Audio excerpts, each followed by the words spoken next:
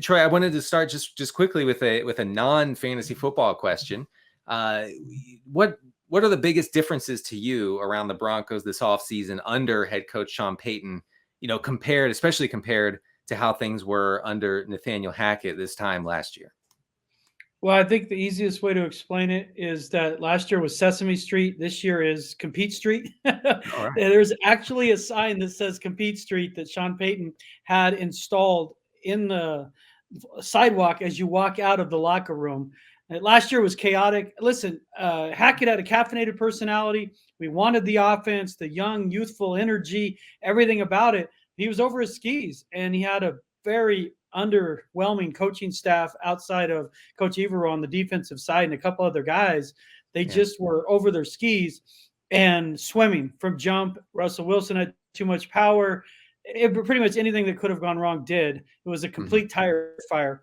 The difference with Sean Payton, and I covered Mike Shanahan, is just the attention to detail in every facet, from special teams to red zone football to situational football. Camp will look different again. You're going to see 7-on-7 again. You're going to see more days in pads. It's more of that Bill Parcells approach. Peyton is a protege of Bill Parcells. So what's different? It feels like just this juxtaposition from a young, energetic coach, first-timer who really didn't know what he was doing and thought the enthusiasm would get him through, to a guy who did it for essentially a decade and a half, who has a blueprint of how he's going to do it. And either you follow along or you get off the train, because he's not waiting for anybody. That includes Russell Wilson. So the difference will be in the discipline and the attention to detail. Yeah, I mean, you talk about Russell Wilson. Obviously, that's kind of the central theme of this season after the catastrophic 2022 campaign for Russell. He played, at least statistically, and that's all we know in the fantasy football world. Statistically, he actually did play a lot better over the season's final month, excluding that Christmas Day massacre game against the Rams. But beyond that, I mean, more productive as a rusher, more productive downfield to Jerry Jeudy and others. Was there a glimmer of hope there late in the season that you think might be able to carry over into this season? Yeah, once Jerry Rosburg took over, they went back to an offense that was more similar to what Russell ran in Seattle.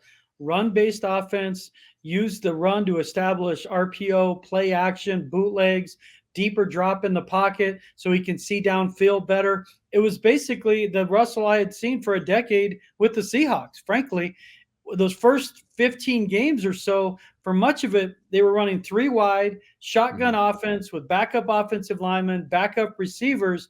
Russ just did not look comfortable at all. And they would go into the game with a game plan and then junk it by the middle of the first quarter with a bunch of guys who, were reserves. It was a mismatch, kind of an island of misfit toys. Rosburg takes over and says, we're just going to run the ball, establish the run, and then pass off that. So, yeah, it was encouraging, because not only did we see Russell get back to the moon balls and the deep strikes, but he ran with efficiency. Now, he's not only going to run probably 4 or 6 times a game, but even 4 for 32 yards or 6 for 40 yards, that's a big deal, as you guys, in fantasy league, know that. But certainly it's a couple first downs a game. And so it was encouraging. Russell wanted Sean Payton as his coach. He's been humbled by last year. He's lost anywhere between 10 and 15 pounds. He's changed a little bit of how he does his offseason. He understands his legacy's at stake. I think he's a Hall of Famer already. But if he has another season like last season, that's a hard way to go out in your career, where you just go straight down. But if he has a good year, they go to the playoffs, even at 9-8, 10-7, does wonders for his legacy to show that last year was an outlier. Because statistically, last year was an outlier. The concern, Denny, would be if you look at his last 24 games from when he came back from the finger injury in Seattle, that's 31 picks, 31 touchdowns, 16 picks. 2-1 is not the ratio we're looking for. You want somewhere between 3-1. And even in Sean Payton's last year in New Orleans, where they had basically a parade of quarterbacks, I think there were 29 touchdowns, 13 picks. Russell should be able to be, somewhere between 28, 31 and like 12 picks. If he should in this offense have a 3-1 touchdown to pick ratio, if he hasn't hit a regression that's going to go like this. So I'm optimistic, but like with everything with this team over the last 6-7 years, they got to prove it. They've had 6 straight losing seasons, 7 years without a playoff berth. they're just improvement mode. As much as you'd like to give Russell the benefit of the doubt, it was Mm-hmm. so bad last year. You just don't know exactly what you're going to get, other than you know there's going to be some improvement, but how much? Sure. Yeah. Russell Wilson, obviously a later round pick for fantasy. I think that folks are hoping for a bounce back, not only for him, but for the team's pass catchers. We could shift quickly over to the Denver backfield, where there's a lot of fantasy interest and intrigue, and honestly, some anxiety about Javonte Williams' knee issue. There have been, I don't know, according to Sean Payton, he may or may not be ready for week one. Javonte Williams seems bullish on his own health and his own progress. So even if Javonte Williams is fully back, is recovered, is ready to go, Troy, what kind of workload could we expect for Javonte going into the regular season? Yeah, it's tough for fantasy league owners because I think early in the season, Samaje Perine is going to carry the load, and I believe they're going to ease Javonte Williams back in to where October is where he could take over. So I could see Perine as the starter, Javonte Williams as the finisher this season. Because people don't realize it isn't until October he's a calendar year removed from ACL, PCL surgery, and other damage.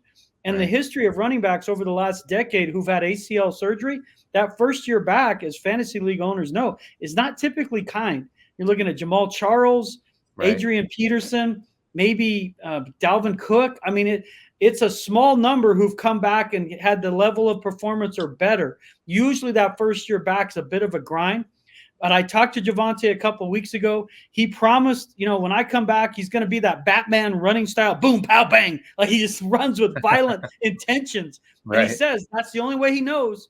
It's the only way he's going to be able to run. So I would expect them to ease him into it, Denny, to where if you're a fantasy league owner, don't bank on him getting, 18, 20 carries that first game. I believe he's going to be healthy, barring, something in camp, because he didn't start on the PUP list as he predicted. Right. But being ready for the opener and being a bell cow for the opener are two different things. So I wouldn't expect to see him start to get 15, 20 carries until the end of the first month / early October. That's just to be fair to the player.